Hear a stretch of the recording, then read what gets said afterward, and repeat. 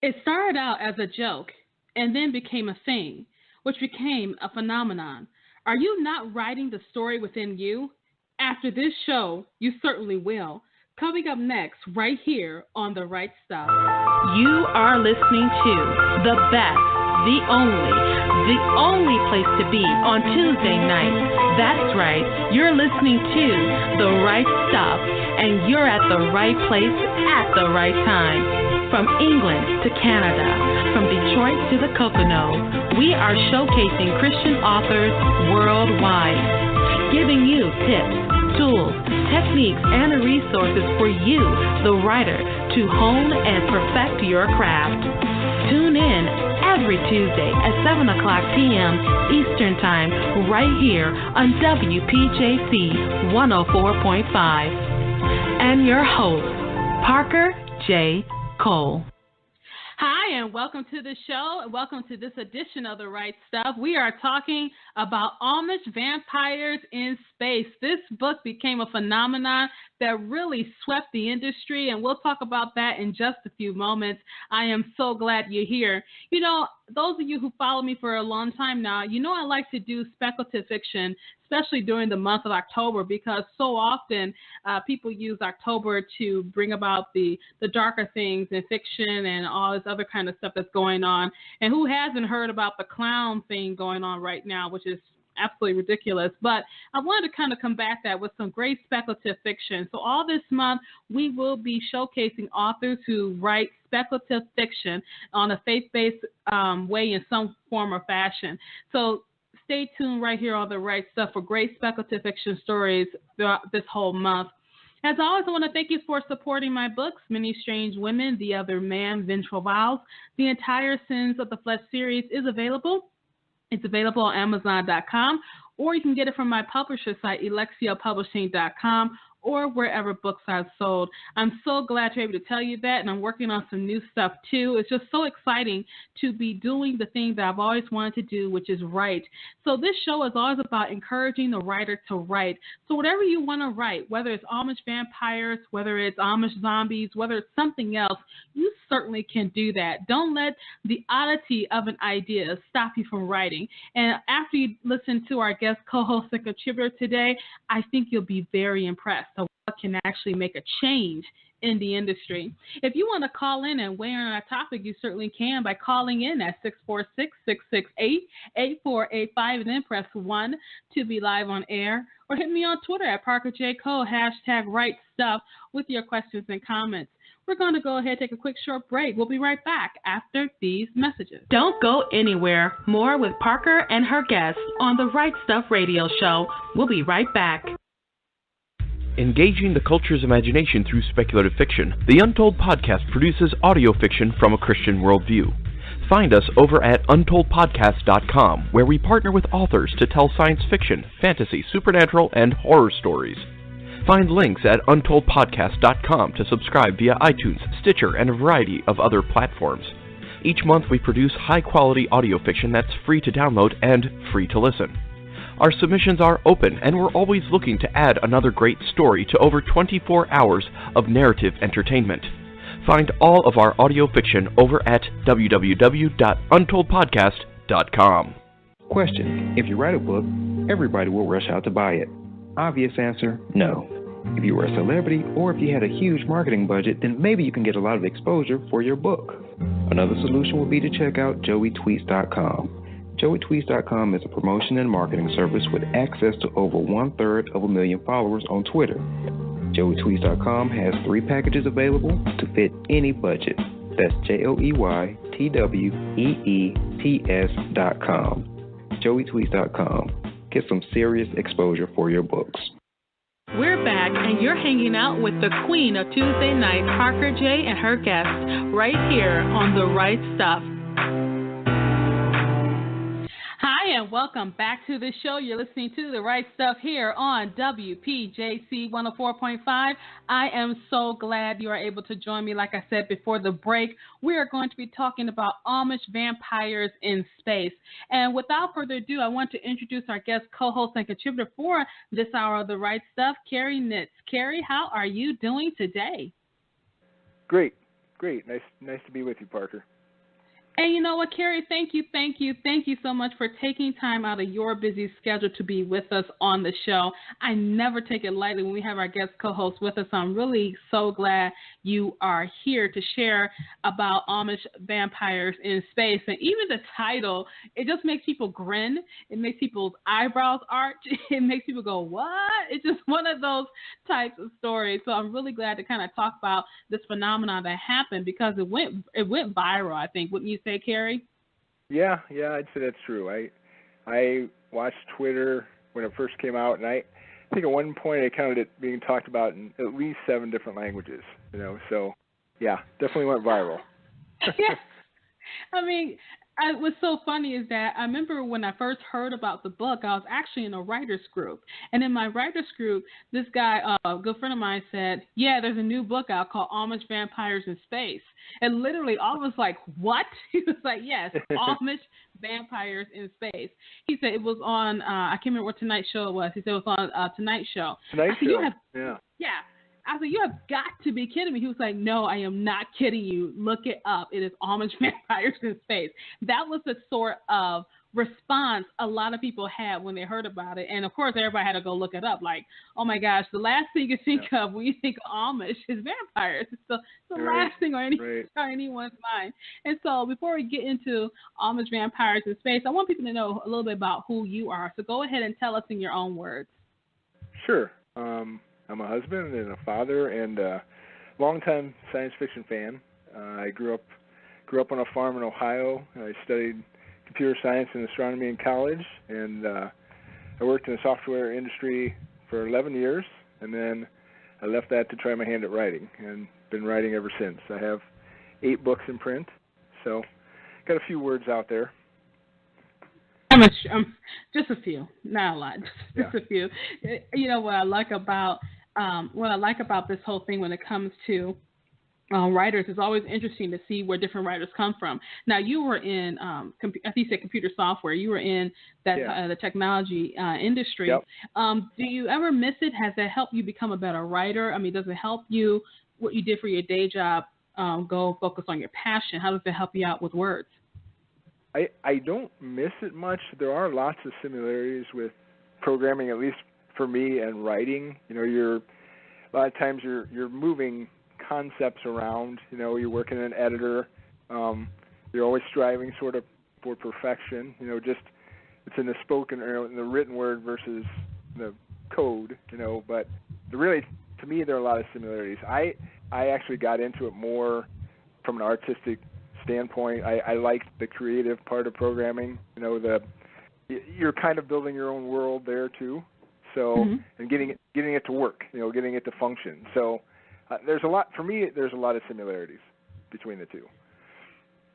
Does that make sense? As soon as you said that, it makes sense. But as soon as you said that, I can actually resonate with that because there is a creative side to the technology. I think so many people focus on just the technology part of it, the clinical aspect, the practical aspect, but there is a creative side to that. Thank you for just broadening my mind that way because that just totally titillates the writer's brain cells going on in my brain because there is a nice creative side to that. So, you're talking about Amish Vampires in Space.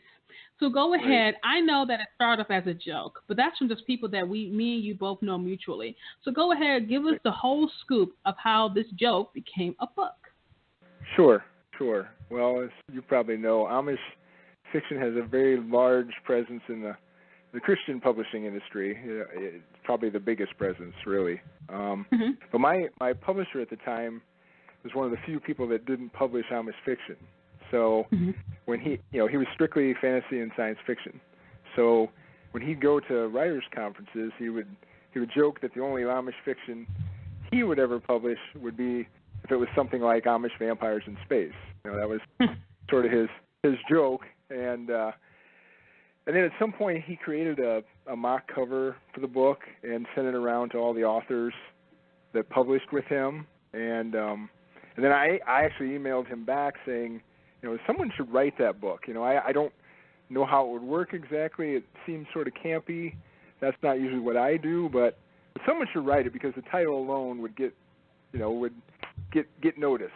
And So it kind of got tabled for a while. I had other books I was working on. I had a trilogy I was finishing, and then I had another standalone book in there. And at some point along the line, I got to thinking, okay, how would Amish meet vampires in space? How would that work? And not be campy.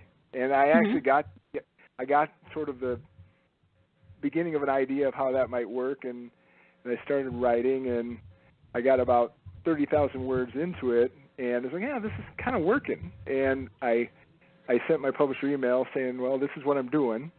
And when he stopped laughing, he responded and said, well, I won't guarantee that I'll publish it, but keep at it, and if I like it, I will. So another 100,000 words later, I finished it, sent it to him, and here we are. There's a book out there called Amish Vampires in Space. So, and I know there's another addition to that series too that we'll talk about a little later on the broadcast.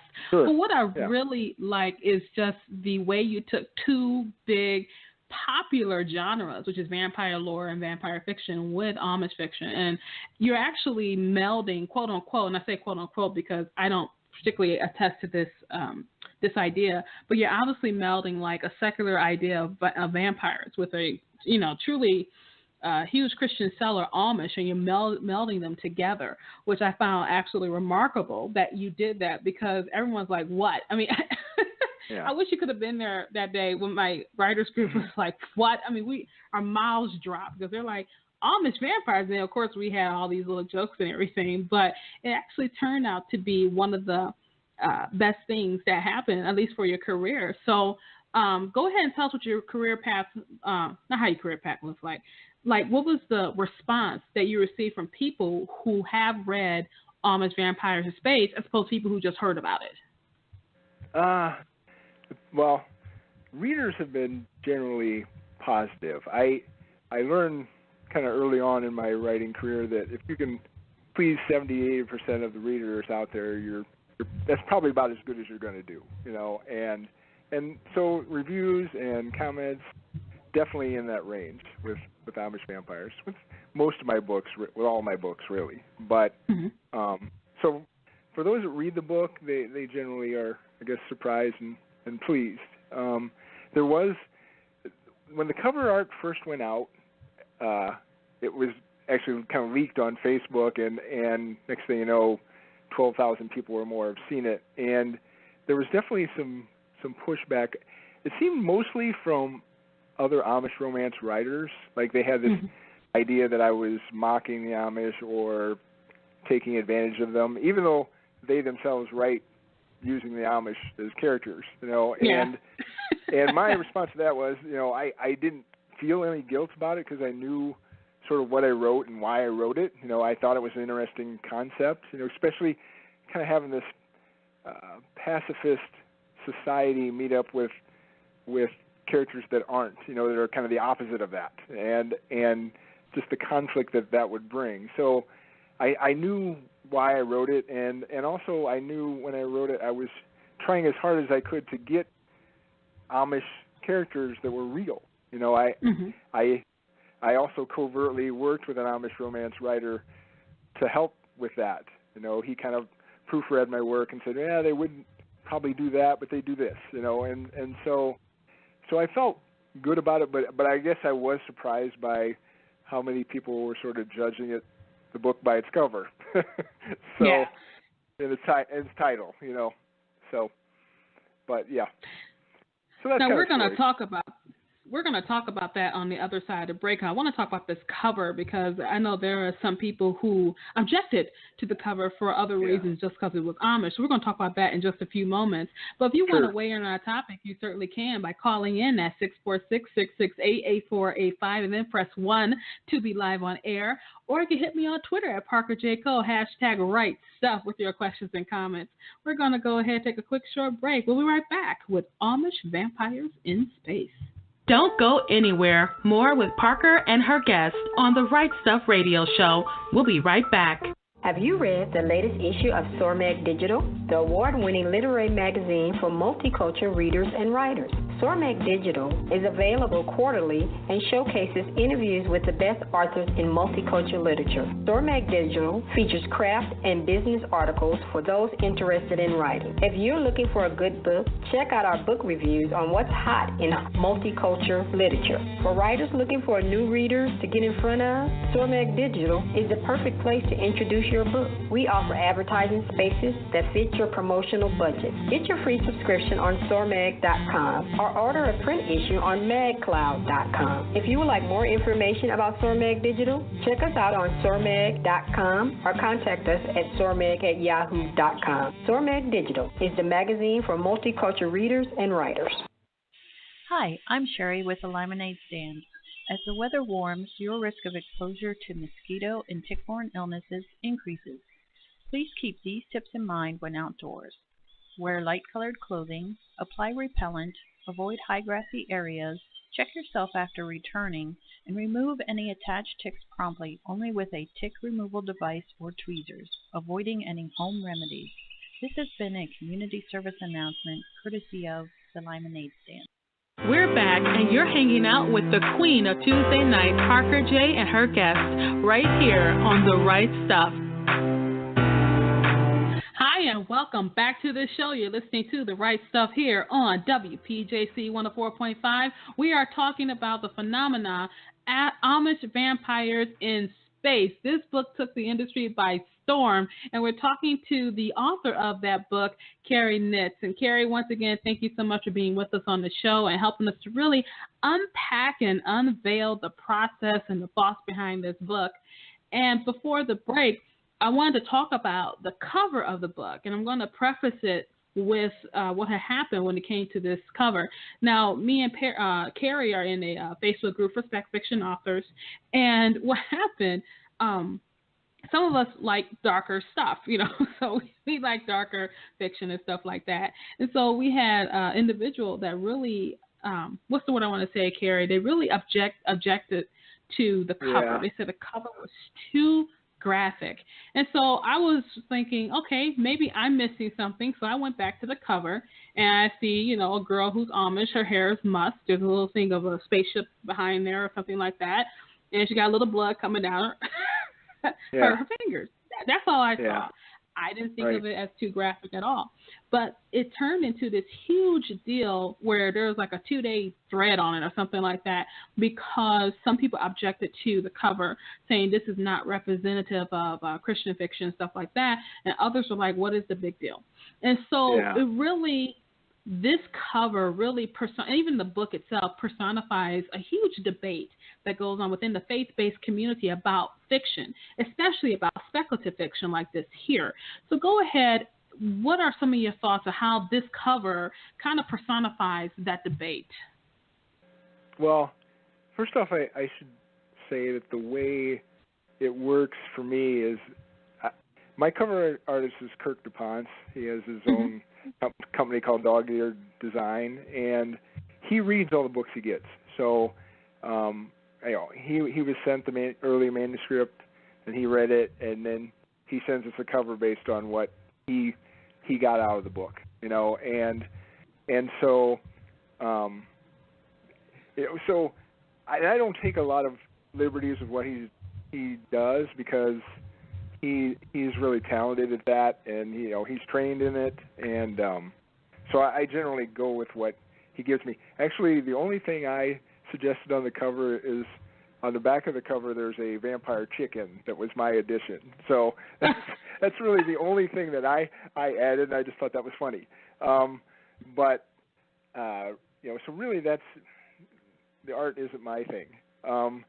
But as far as the debate goes, that to me that cover says exactly what the book's title is: Amish Vampires in Space. And you got an Amish girl there. Obviously, there's a spaceship, and she's a vampire. So to me it says exactly what it should. Now, whether it needed a little blood or not, I don't know. But I think Kirk would probably even say he pushed it a little bit, but but for speculative fiction, this is nothing new. I grew up watching science fiction, and there was always a hint of suspense, maybe even some horror involved.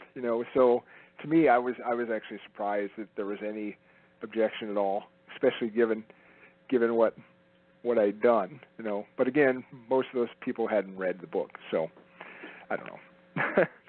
What I like, too, about it is because it really shows what I have said a lot. People have different preferences for things. They just have a preference, and they have a tolerance level others don't. And so, like, for me, I like monster sci-fi movies. So I'm in the Alien, I'm in the Predator.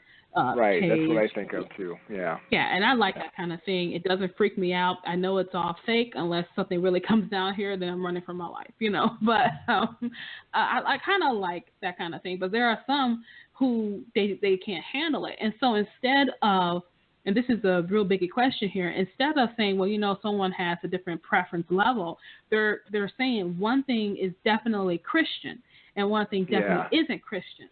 And I think that's where the lines start to get blurred. Not that they aren't, it's not that they're not allowed to say that, but where do you draw the line? Okay, because people's tolerance levels are different. Like if I were to put on here, hey, I don't think any Christian should drink at all, all of a sudden I probably have a bunch of people going, wait a minute, First of all, we should be able to drink alcohol, whatever. So that's kind of like why I want to talk to you about this cover, because it just really personifies that debate. So I'm really glad you showed that. It looks like Kirk does a great job. I see some of his stuff at Realm Makers 2016, and I saw some of his other covers. So I didn't think there was anything wrong with it. Oh, go ahead. I definitely had people who wondered how you could possibly have vampires in there and have it be redemptive at all. Like how could that possibly be even a Christian book by any stretch of the imagination?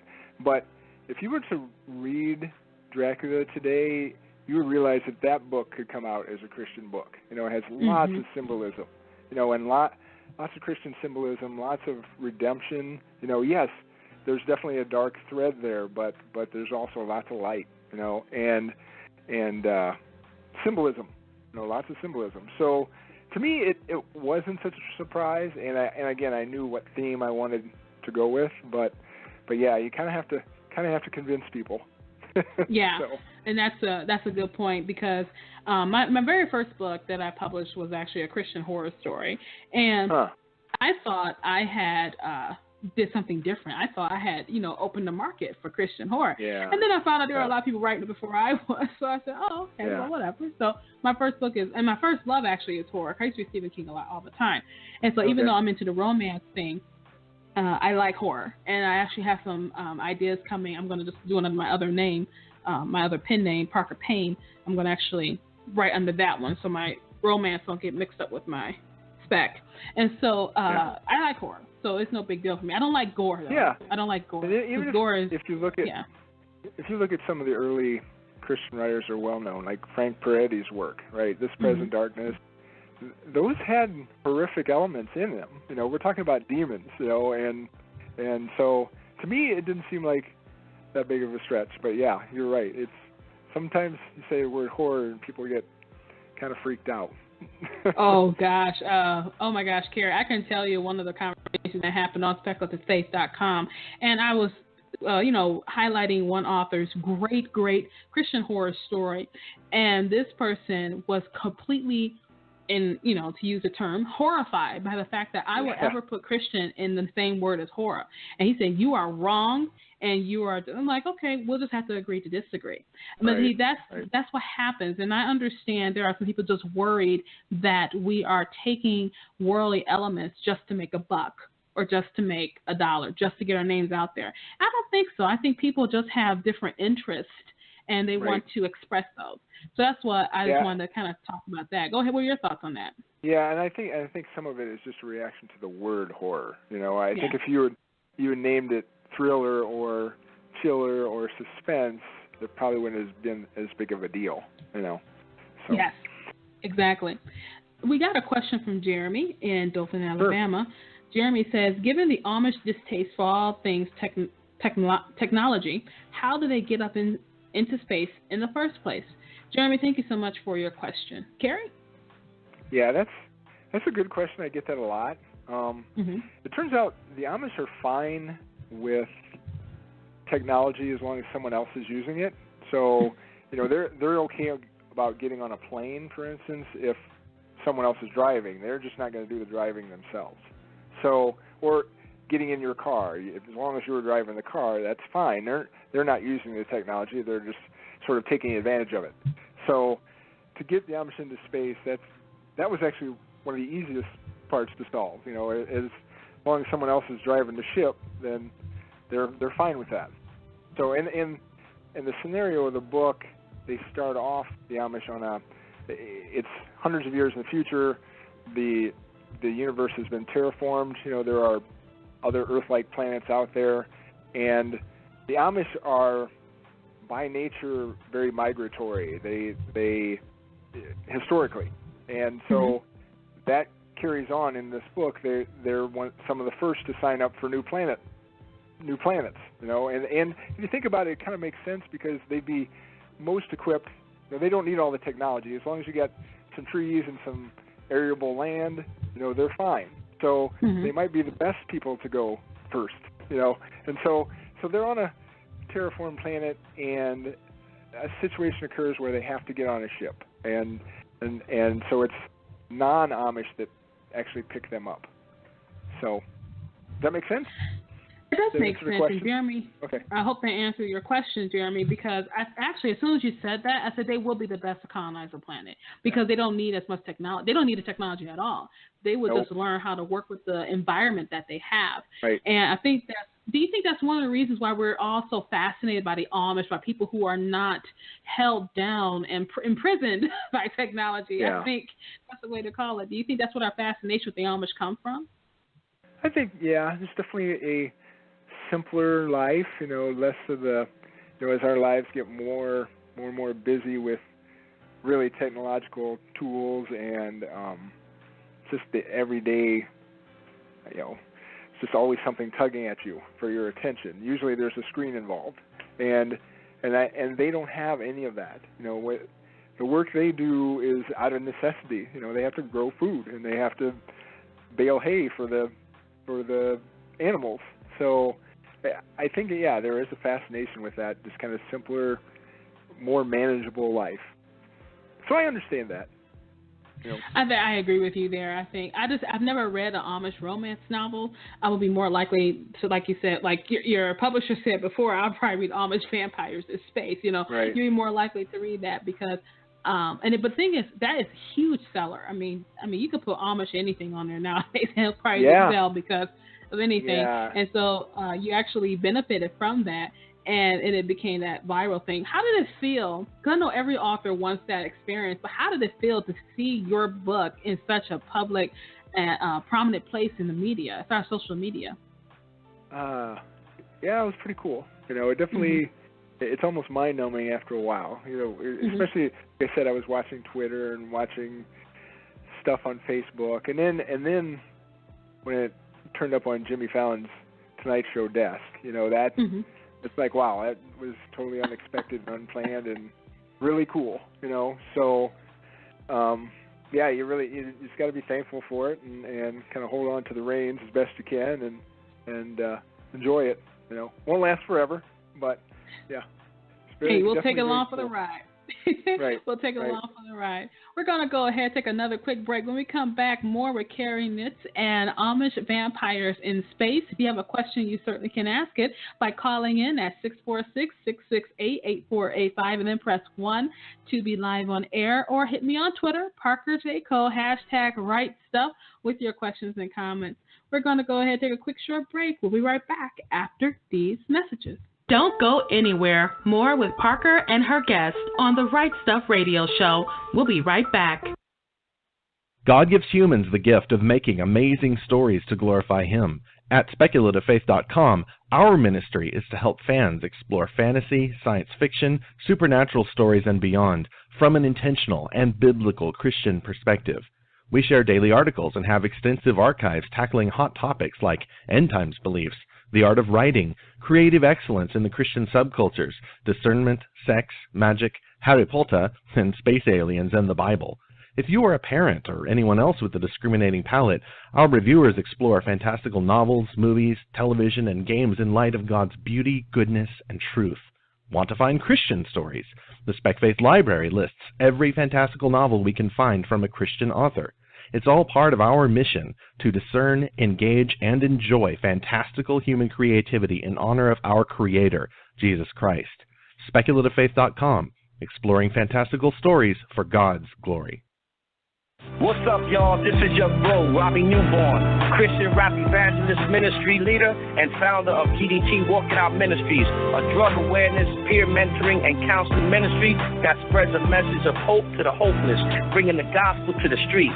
I am a recovery specialist, intervention, drug prevention professional, so if you're looking for a counselor or counseling or someone to just talk to, please call me at 484-525-9832. My website is www.rdsjr.com. God bless you all from all of us at GDT, Walking Out Ministries, and Team God. Peace and Christ love.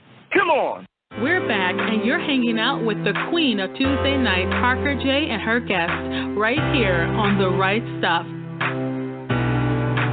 Hi, and welcome back to the show. You're listening to The Right Stuff here on WPJC 104.5. I'm your girl, the queen of Tuesday nights, Parker J. And we're having a fun time talking about Amish vampires in space with my guest co-host and contributor today, the author Carrie Meeks. And he's been helping us really just unpack the behind-the-scenes view of this phenomenal book that just took the industry by storm. Again, Carrie, thanks so much for being with us on the show and helping us to really just see what it was like for you writing this story and the impact that it had. Now, I got to take a quick detour to the vampire part of this because Twilight ruined vampires for me, because I grew up in the 90s when vampires were evil. They were not misunderstood. Yeah. They did not glitter. They did not have all these issues. Right. They were just vampires who bit people for blood, and they were evil. Right. And the Twilight came along, ruined the whole thing. Let me ask you this. Anyone who's out there who wants to read Amish vampires, are they going to get Amish Twilight vampires in space? No, they're evil. They're definitely more science fiction vampires than like the Romanian version, but they're definitely bad. Okay. Thank you. Yeah.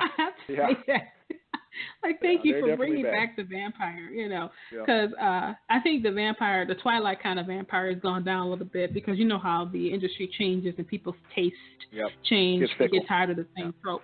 And but because I love vampires. I grew up reading them when I was a kid, and it just ruined it for me. I remember when I watched the movie, because I went to go see it, and everyone's making such a huge fuss about this movie, so I went to go see it. And I saw the dude glitter, and I said, I'm leaving. I'm leaving.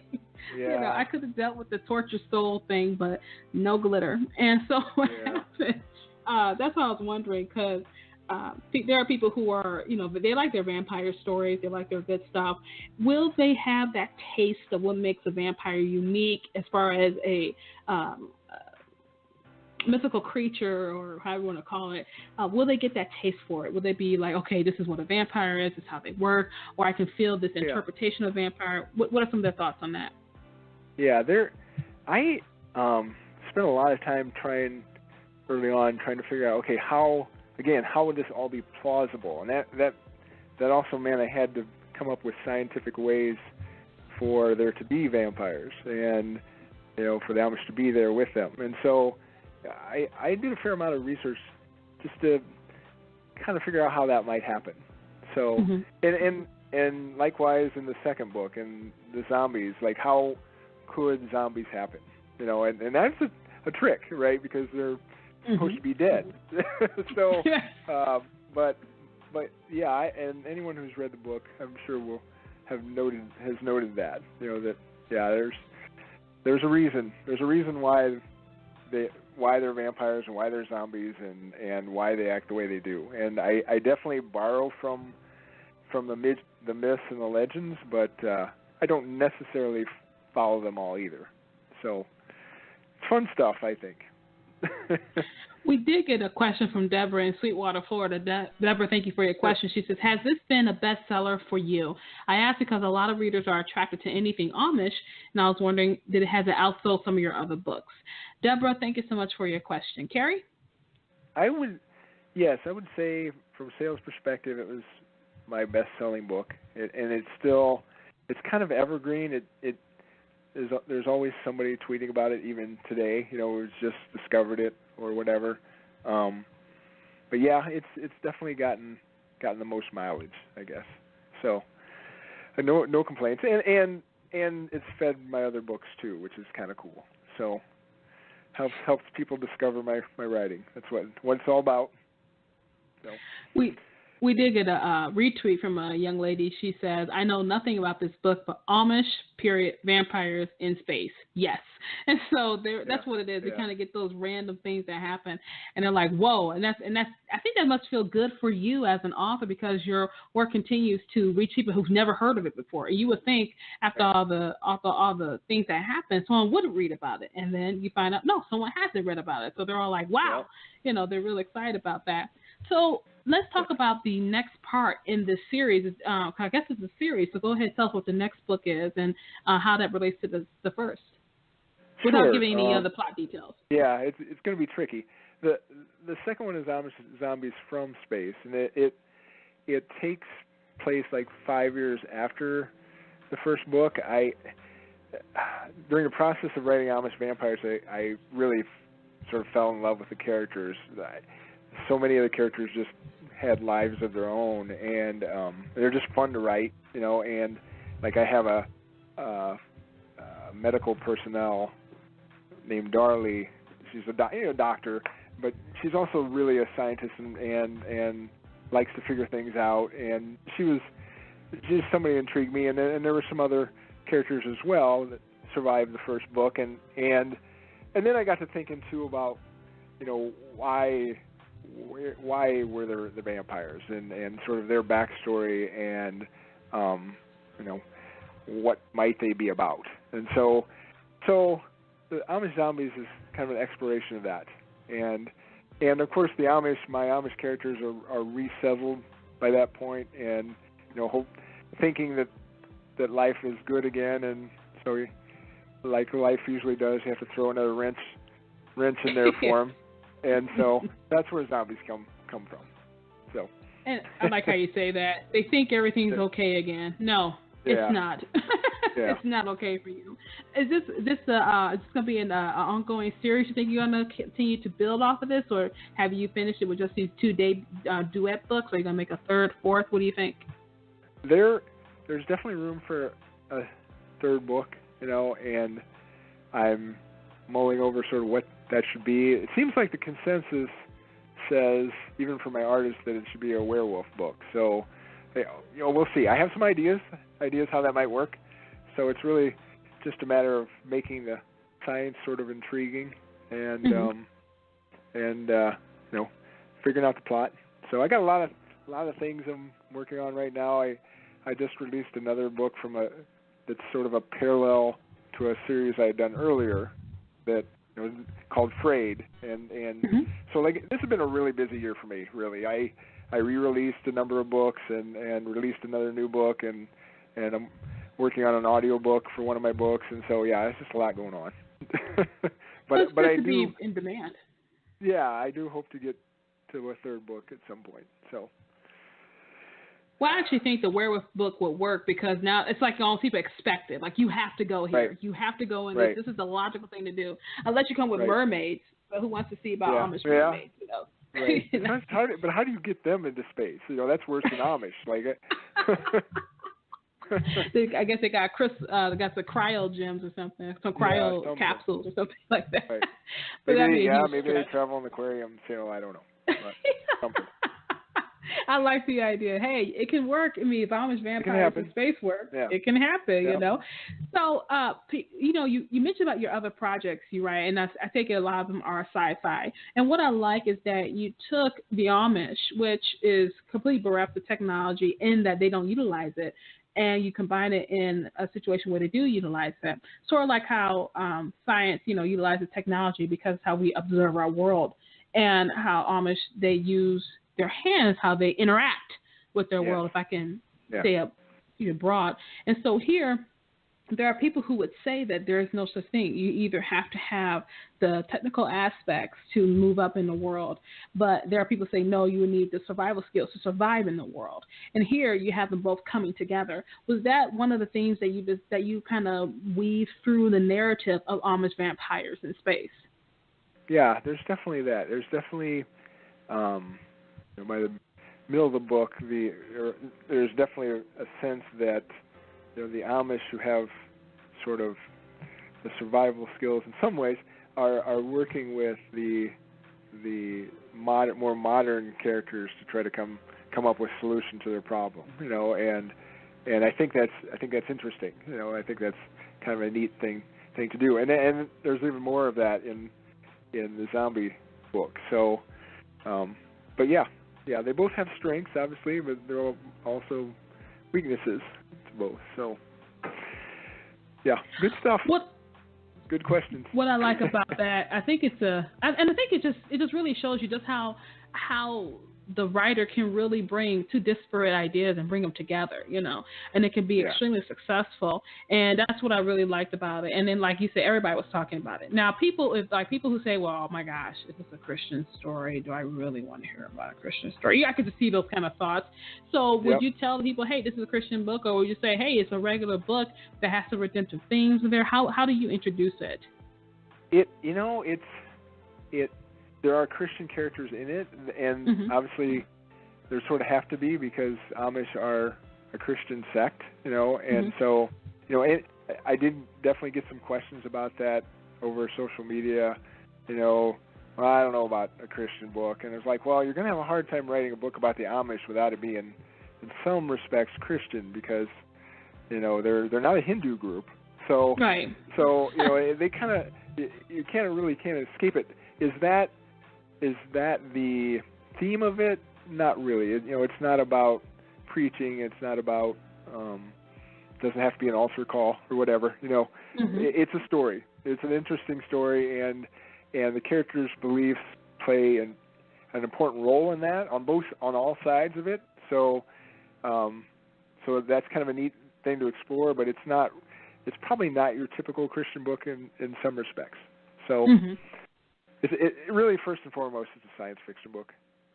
So, and I think that's the point I was getting at, because sometimes there are some Christian authors out here now. They're like, I don't necessarily want to write a Christian book. I don't mind having those themes in there or something like that. Like you say, you really can't divorce the belief system of the Amish. This is their belief system. I mean, you can't just make them atheists or whatever, So. I like that. So that's also encouraging to those authors out there, especially when it comes to blending faith and speculative fiction. They think they can't do it because a lot of the mainstream Christian publishers shy away from things that may be too radical in their things. That is changing. I'm thankful that it's changing, especially like with conferences like Realm Makers and stuff like that is changing. But it's a hard road. I think it's the Christian speculative fiction authors, and fiction is the redheaded stepchild still. I know, even though they're being more accepted, it's still a redheaded stepchild, especially when someone does something crazy like Amish vampires in space. Right. It's definitely still there. So we're here to push the boundaries. Yes. And so what I want to do, I want to go ahead and take another quick break, and then we're going to come back to our show with our closing comments from Carrie Neitz. And if you still have a question, don't worry, you can still call in at 646-668-8485, and then press 1 to be live on air. Me on Twitter, Parker J. Cole, #RightStuff with your questions and comments. We're taking a quick short break. We'll be right back after these messages. Don't go anywhere. More with Parker and her guests on the Right Stuff Radio Show. We'll be right back. Are you a reader looking for more compelling Christian fiction? Maybe something a little more edgy or a bit more real? Are you tired of most Christian fiction shying away from the truth and settling for a rose-tinted view of the world and its issues? Or are you an author who has a compelling story to tell, but you're afraid it doesn't jive with today's brand of Christian or secular fiction? Are you tired of Christian publishers telling you that your content is too edgy? Or maybe you've tried submitting your content under the radar to secular publishers only to be told your themes are a bit too religious. We invite you to take a look at the Crossover Alliance. We are an online publishing company that specializes in edgy Christian speculative fiction with Christian themes and real-world content. Our company is formed from authors and readers just like you who are breaking into the mainstream and Christian markets with this compelling genre. Head over to the www.thecrossoveralliance.com for all the details on who we are, what we do, and what we accept. Right now, if you sign up for our email newsletter, you'll receive a free digital copy of our first short story anthology. Check us out today and help us spread the word about the Crossover Alliance, where light shines brighter in the darkness. Hi, is your book club in need of some fresh and exciting questions to ask club members and authors at your next book club meeting?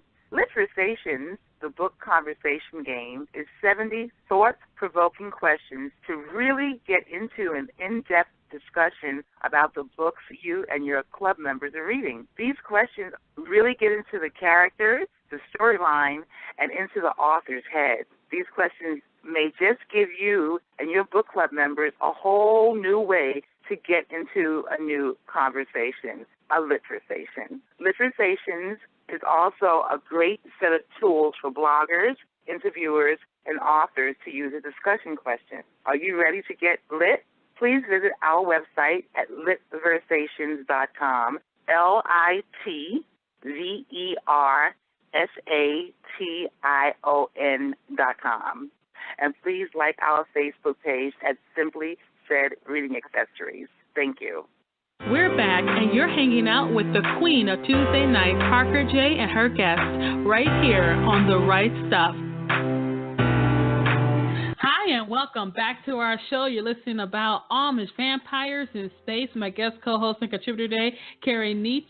Amish Vampires in Space is available on Amazon.com, and you can get your copy today. Go ahead, find out what the fuss is all about as we talk about Amish Vampires in Space.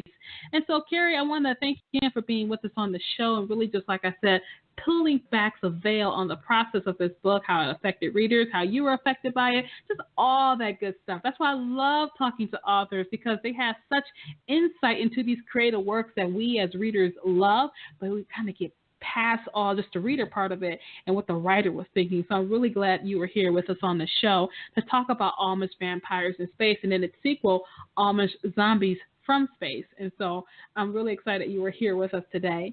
So if people want to follow you online, where can they find you? Okay, sure. My website is www.neitz.com, NIETZ.com, and I'm on Facebook too. I have an author page there. And I'm on Twitter at Carrie Neitz is what you're looking for. So I'm out there. Pretty much, if you search for Amish Vampires in Space, you'll find me. So I like that, because now you're associated with the book. You know, they say, who is that? The guy who wrote Amish Vampires in Space. That's what they'll say. And I think that's a good thing, to be synonymous with your work. Like, and it kind of, would you say that the title, even the book itself, represents who you are? I don't know. I guess in some ways, sure. You know, it's definitely. I like to take a few chances, and you know, for me, it was a mental exercise. Really, it's like, how can I make this work? You know, and I like to challenge myself. I like to come up with challenges, and I think probably all writers do or should. You know, what can you do different or better, or that's a little unique. So yeah, I guess it does in some ways. Represents me. So Carrie, you know, this show is always about helping write. And what I would like you to do in the last few minutes that we have on the show, I want you to encourage authors out here who God has given them the gift to write to go ahead and pick up the pen and write. Sure. Yeah, definitely do it. If you have a story, tell it. I think the biggest thing is to just set a regular time to do your writing and stick to that time, make it a habit, and persevere.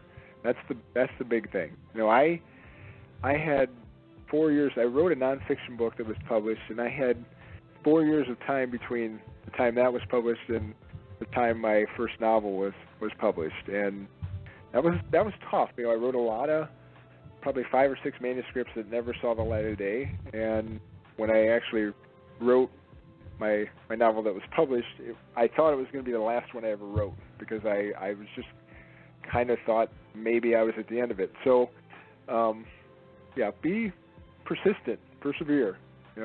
That break could be right around the corner. So, I hope that's helpful.